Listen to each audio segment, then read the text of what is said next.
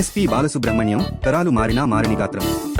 ఒక మనిషి 16 భాషల్లో 40,000 కంటే ఎక్కువ పాటలు పాడాడంటే నమ్మగలరా?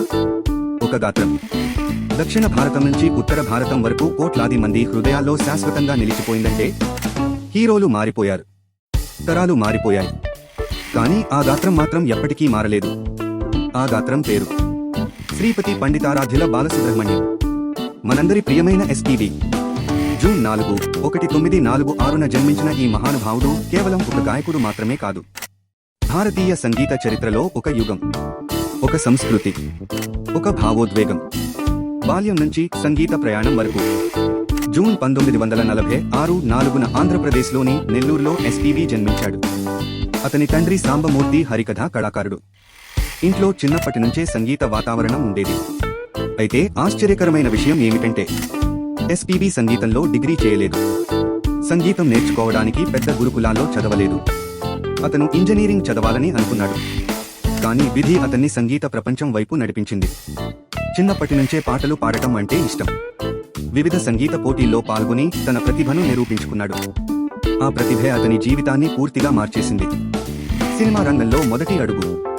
1960లలో ఎస్పీబీ అనేక సంగీత పోటీల్లో పాల్గొన్నాడు. ఒక పోటీలో అతని గాత్రాన్ని విన్న ప్రముఖ సంగీత దర్శకుడు ఎస్పి కోదండపాణి ఆశ్చర్యపోయాడు. ఈ అబ్బాయి భవిష్యత్తులో గొప్ప గాయకుడు అవుతాడు అని చెప్పాడు. ఆ తర్వాత 1966లో తెలుగు సినిమా శ్రీ శ్రీ శ్రీ మర్యాద రామన్న ద్వారా ఎస్పీబీ సినీరంగ ప్రవేశం చేశాడు. అది కేవలం ఒక పాట మాత్రమే, కానీ అదే భారతీయ సంగీత చరిత్రలో ఒక కొత్త అధ్యాయానికి ప్రారంభం. ఎదుగుదల. మొదట్లో చిన్న అవకాశాలు మాత్రమే వచ్చాయి, కానీ ఎస్పీబీ గాత్రంలో ఉన్న మాధుర్యం, స్పష్టత, భావోద్వేగం అందరినీ ఆకట్టుకుంది. కొద్ది కాలంలోనే అతను దక్షిణ భారతదేశంలోని ప్రముఖ గాయకుడిగా మారిపోయాడు. తెలుగు, తమిళం, కన్నడ, మలయాళం ప్రతి భాషలోనూ అతని పాటలు ప్రేక్షకులను మంత్రముగ్ధులను చేశాయి. ఎన్టీఆర్ నుంచి చిరంజీవి వరకు. ఎస్పీబీ ప్రత్యేకత ఏమిటంటే అతను కేవలం పాట పాడేవాడు కాదు, హీరోకు సరిపోయేలా తన గాత్రాన్ని మార్చుకునేవాడు.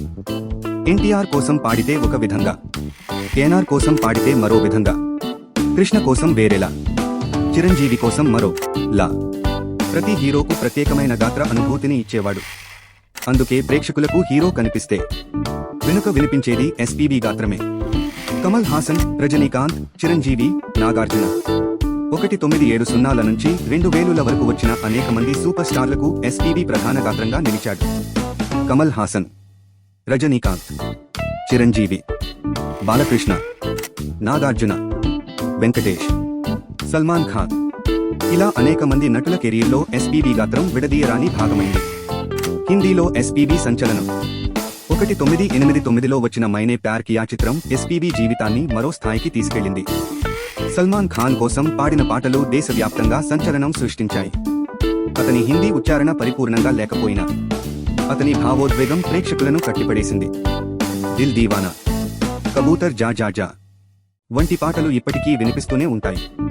ప్రపంచ రికార్డు.